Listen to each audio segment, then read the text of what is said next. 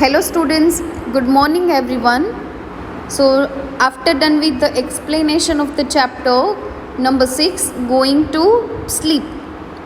Now we are going to start writing question and answer of chapter number 6, going to sleep. So before writing down question and answer, let's have quick revision of this chapter. In this chapter there are few characters named Mr. Fogg. The whole name is Mr. Wilberforce Fogg, his wife and his baby, and aunt, neighbor cat. Okay, so now let's start writing question and answer. But before that, I am taking quick revision of this chapter. In this chapter, Mr. Fogg, the person, is not able to sleep for a long time. उनको नींद ही नहीं आ रही थी. So he read in a book, एक book में उन्होंने read किया था कि sheeps jumping over the fence. मैंने आपको वीडियो में दिखाया है how sheeps are getting jump over the fence. तो वो शिप को काउंट करने से नींद आ जाती है, ऐसा इमेजिन करना है that I am counting that sheep and we will fall asleep faster. ऐसा उन्होंने एक बुक में रीड किया था. So he wanted to try it today because he was not feeling sleepy. So when he started counting the ships, when he began at that time, what happened? First time he counted 140th ships. He started to doze off. उनको नींद आने लगी 140 ship को count करते हुए. First time क्या problem हुई? उनकी वाइफ ने उनको जगा दिया. His wife interrupted him, disturbed him and said, Wilberforce, I think the yellow hen wants to lay eggs. उनकी वाइफ ने बोला कि मुझे लगता है येलो hen को eggs lay करना है. Mr. Fogg was quite angry at that time and he shouted at his wife and tell her that do not disturb me, keep quiet and go to sleep. After that, Mr. Fogg have to count all the ships again. So he started counting again one more time and he counted till 120 ships. First time 140, second time 120 ships. He was supposed to fall asleep and till that time the baby began to cry. उनकी जो छोटी सी baby थी, she started crying. So again Mr. Fogg was quite angry on her and said, be quiet. Ask her wife to tend to baby and to put her to sleep.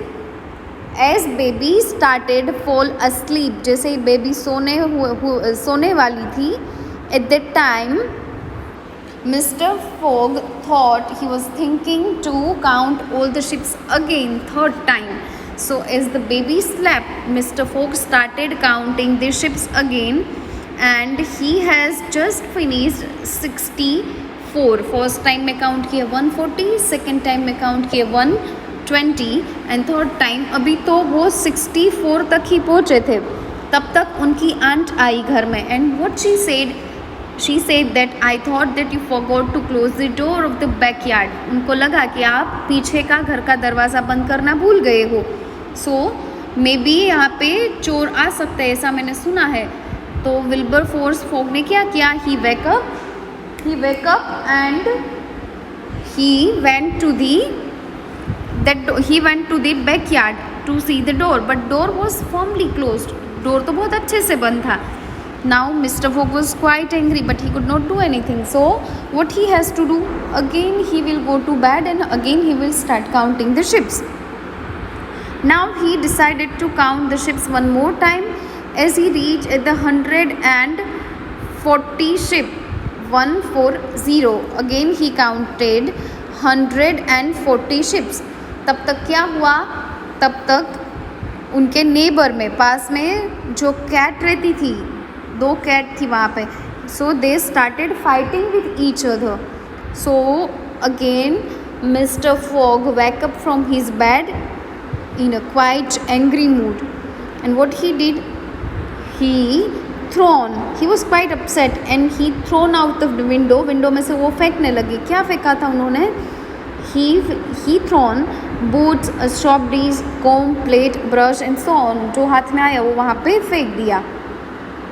Finally cat चुप हो गई, cat were silent and mister Fogg decided कि ये ऐसे ही count करना sheep को again and again, it is quite silly, foolish वाला काम है ये, but let me try at once, मैं लास्ट टाइम ये ट्राई कर लेता हूँ, लेट्स सी क्या होता है। when he started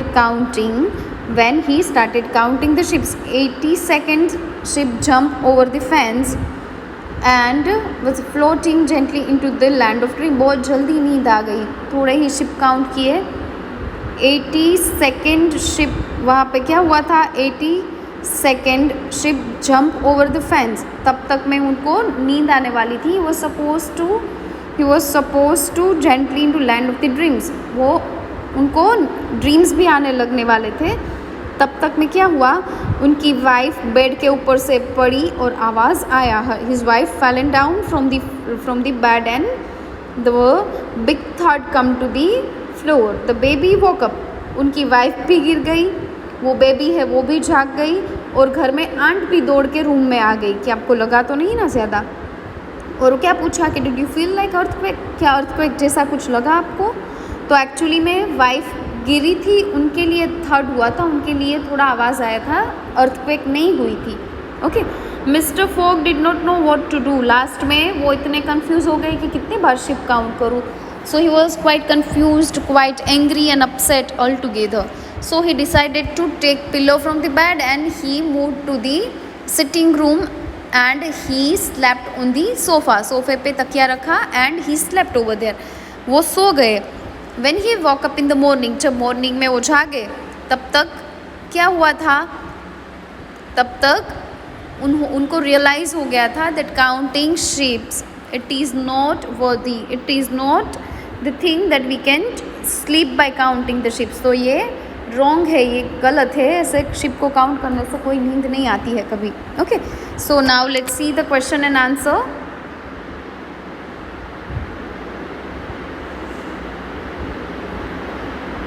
question number 1 is what did mister Fogg do to fall asleep, सोने के लिए मिस्टर फॉग क्या करते थे। In order to fall asleep mister Fogg closed his eyes and imagine sheep jumping over high fence and began to count. उनके लिए mister Fogg क्या करते थे, सबको पता है, वो पहले सोने की ट्राई करते थे, फिर अपनी आइज़ क्लोज करते थे, फिर इमेजिन करते थे शिप को।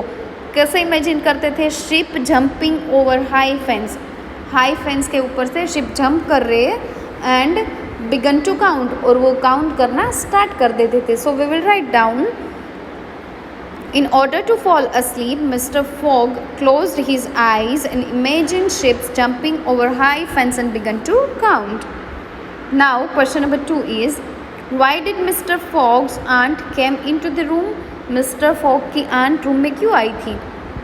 Earthquake जैसा कुछ फील हुआ था, इसके लिए आए थे वो, right? Mr. Fogg's aunt came into the room to tell him that he had forgotten to close the back door to the house. Second time I थी, अर्थक्वेक हुआ है कि नहीं वो पूछने के लिए, बट फर्स्ट टाइम क्यों आए थे, वो डोर क्लोज किया कि नहीं वो जानने के लिए आए थे। So we will write down mister Fogg's aunt came into the room to tell him that he had forgotten to close the back door of the house. House का पीछे का दरवाज़ा शायद मिस्टर फॉग बंद करना भूल गए हैं। She thought she had heard thieves in the backyard, और उन्होंने सुना था कि वो जो पीछे का दरवाज़ा है वो साइड चोर आते हैं।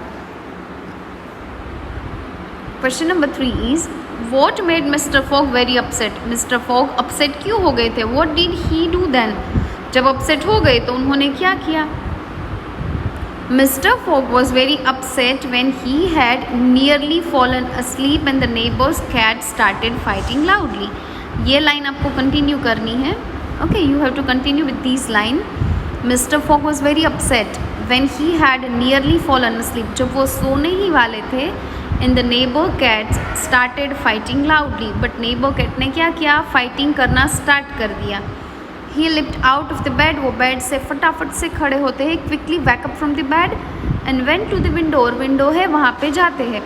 He began to throwing anything he could find at the cats, उनको जो भी मिला वो वहाँ पे कैट के ऊपर फेंकने लगे। क्या क्या फेंका था, boots, soap, comb, plate, brush and so on. इतनी सारी चीज़ें उन्होंने वहाँ पे फेंकी थी। तो आपको ये सब याद रखना है, what he had thrown. Suppose आपको MCQ में भी पूछा जाए कि mister Fogg has thrown his mobile to the cat. Okay, so whether it will be right or wrong, it will be wrong because mobile नहीं फेंका था. He has thrown boots, soap, comb, plate, brush and so on. Now the next question, was there a real earthquake that night? What had actually happened? क्या सच में तब earthquake हुआ था? What had happened actually में क्या हुआ था? Was there a real earthquake at that night? तो हमें आंसर देना है येस या तो नो में. We will answer in no. Earthquake नहीं हुआ था, उनकी वाइफ गिर गई थी बेड के ऊपर से. Answer will be no. Mister Fog's wife had fallen off bed with a loud thud. What had actually happen? Actually में क्या हुआ था? एक्चुअली में हुआ था उनकी वाइफ बेड के ऊपर से गिर गई थी. Question number 5, how did mister fog finally fall asleep? Last में मिस्टर फॉग को कैसे नींद आती है? शिप्स को काउंट करके या और कुछ एक्टिविटी करके. What did he learn from this experience? ये एक्सपीरियंस से उन्होंने क्या सीखा? Answer will be mister Fogg grabbed a pillow. नींद कैसे आई वो पहले हमें लिखना है. Mister Fogg grabbed a pillow and went to the sofa in the sitting room.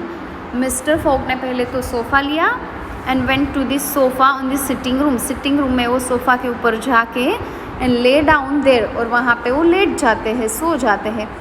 Finally he fall asleep, और उनको वहाँ पे नींद आ जाती है. He learn that counting sheeps could not help anyone sleep. उनको एक्सपीरियंस हुआ कि शिप को काउंट करने से कभी किसी को नींद आती नहीं है. ये उनका क्या था? एक्सपीरियंस था. So there are 5 questions which I have explain and I think सभी स्टूडेंट को समझ में आ गया होगा. ये स्टोरी जिनको समझ में आती है वो लोग क्वेश्चन आंसर बहुत ईजीली लिख पाते हैं. Okay, so now our next exercise is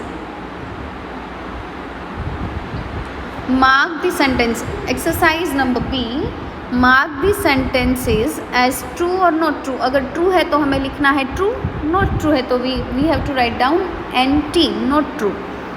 so let's see very first. Mister Fogg tried very hard to fall asleep. Mister Fogg ने सोने के लिए बहुत सारी कोशिश की थी कि नहीं की थी? Of course he tried well. So we will write down this sentence true. Question number 2. Mr. Fogg went down to check and found the back door wide open. Mr. Fogg went down. Mr. Fogg जब नीचे गए to check the door check करने, he found the back door wide open. उन्होंने देखा था कि दरवाज़ा तो खुला था. No, दरवाज़ा खुला नहीं था. The door was firmly closed. अच्छे से बंद था वो. So this sentence is not true. We will write down NT in front of this sentence. Question number 3 is, the neighbor's cow started moving when Mr. Fogg was almost asleep. The neighbor की काव ने fighting start कर दी थी. वो काव नहीं थी. What was that? That was a cat. So correct answer will be the neighbor's cats started moving when the Mr. Fogg was almost asleep. So our answer will be not true. वो काव नहीं थी, वो cats थी. Number 4. Mr. Fogg rolled out of the bed and fell on the ground with a loud sound.